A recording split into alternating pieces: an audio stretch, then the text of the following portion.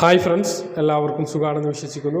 Ration സംബന്ധമായിട്ടുള്ള വളരെ സുപ്രധാനമായ ഒരു അറിയിപ്പാണ് ഈ ഒരു വീഡിയോയിൽ വ്യക്തമാക്കുന്നത്. കൂടുതൽ ആനുകൂല്യങ്ങൾ എല്ലാ വിഭാഗം റേഷൻ കാർഡുള്ള ആളുകൾക്കും എത്തുന്നു എന്നുള്ളതാണ്.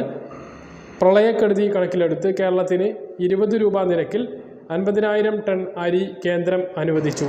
ഇതേക്കുറിച്ചുള്ള വിശദാംശങ്ങളാണ് വീഡിയോ മുഴുവനായിട്ടും കാണുക. ആദ്യമായിട്ട് കാണുന്ന സുഹൃത്തുക്കൾ ചാനലൊന്ന് സബ്സ്ക്രൈബ് ചെയ്ത് ബെല്ലൈക്കൺ എനേബിൾ ചെയ്ത് വെക്കുക.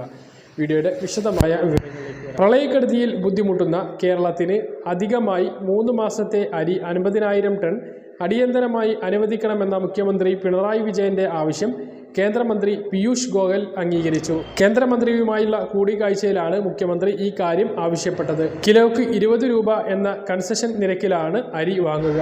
ആന്ധ്ര, തെലങ്കാന സംസ്ഥാനങ്ങളിൽ നിന്ന് കേരളത്തിലെത്തുന്ന ജയ, സുരേഖ അരി വിഹിതം വർദ്ധിപ്പിക്കണമെന്നും മുഖ്യമന്ത്രി ആവശ്യപ്പെട്ടു.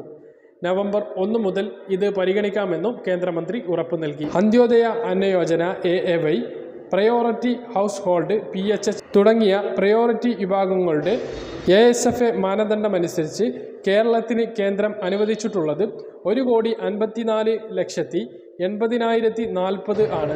എന്നാൽ ഈ വിഭാഗത്തിൽ കേരളത്തിൽ കൂടുതൽ ഗുണഭോക്താക്കൾ ഉണ്ട്. ആയതിനാൽ ഇതു സംബന്ധിച്ച നിബന്ധനകൾ പരിഷ്കരിക്കണമെന്ന് മുഖ്യമന്ത്രി ആവശ്യപ്പെട്ടു. നിലവിൽ ഇതിന് സംസ്ഥാനം മാനദണ്ഡങ്ങൾ നിശ്ചയിച്ച് ഉത്തരവ് ഇറക്കിയിട്ടുണ്ട് എന്നുള്ള വസ്തുതയും ചൂണ്ടിക്കാട്ടി. ക്യാൻസർ രോഗികൾ, വൃക്ക രോഗികൾ, കിടപ്പ് രോഗികൾ തുടങ്ങിയവരിൽ നിന്നും ഈ വിഷയത്തിൽ നിരന്തരം അപേക്ഷകൾ ലഭിക്കുന്നുണ്ട്. ഈ വിഭാഗത്തിൽ കൂടുതൽ അവസരം വേണമെന്നും മുഖ്യമന്ത്രി ആവശ്യപ്പെട്ടു. മാനദണ്ഡങ്ങൾ പ്രപ്പോസ് ചെയ്യുമെന്നും അടുത്ത സെൻസസിൽ ഇത് പരിഷ്കരിക്കുന്നതും ഉൾപ്പെടുത്തുന്നതും പരിഗണിക്കുമെന്ന് കേന്ദ്രമന്ത്രി അറിയിച്ചു. നിലവിൽ നമ്മുടെ സംസ്ഥാനത്ത് BPL റേഷൻ കാർഡിലേക്കുള്ള അപേക്ഷകൾ കൂടുതലാണ്. അതുകൊണ്ട് ഈ ഒരു ആവശ്യം കേന്ദ്രമന്ത്രിക്ക് മുന്നിൽ മുഖ്യമന്ത്രി അവതരിപ്പിച്ചു. നിലവിലെ സാഹചര്യത്തിൽ കൂടുതൽ ആനുകൂല്യങ്ങൾ, കൂടുതൽ മുൻഗണനാ കാർഡുകൾ അനുവദിക്കാൻ കഴിയാത്ത ഒരു സ്ഥിതിയാണ് സംസ്ഥാനത്ത് ഉള്ളത്. അത് വർദ്ധിപ്പിക്കണമെന്നാണ് മുഖ്യമന്ത്രി ആവശ്യപ്പെട്ടിട്ടുള്ളത്. അത് പരിഗണിക്കാം, അടുത്ത സെൻസസിൽ പരിഗണിക്കാം എന്നാണ് മന്ത്രി പറഞ്ഞിട്ടുള്ളത്. കൂടാതെ നമുക്ക് കൂടുതൽ അരി എത്തുന്ന സമയത്ത് നീല, വെള്ള റേഷൻ കാർഡുകാർക്കായിരിക്കും അതിൻ്റെ ആനുകൂല്യം ലഭിക്കുക.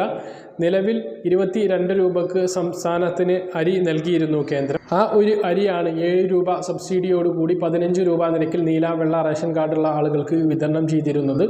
ഇനി ഈ ഒരു 20 രൂപ അരി എത്തുമ്പോൾ ഇതേപോലെ ഒരു 15 രൂപക്ക് 10 കിലോ അരി വീതമായിരിക്കും അവർക്ക് വിതരണം ചെയ്യുക. മുൻഗണനാ വിഭാഗത്തിന് നിലവിൽ കേന്ദ്രവിഹിതമായിട്ടുള്ള സ്പെഷ്യൽ അരി ഉണ്ട്, കാർഡിമയും അരിയുണ്ട്.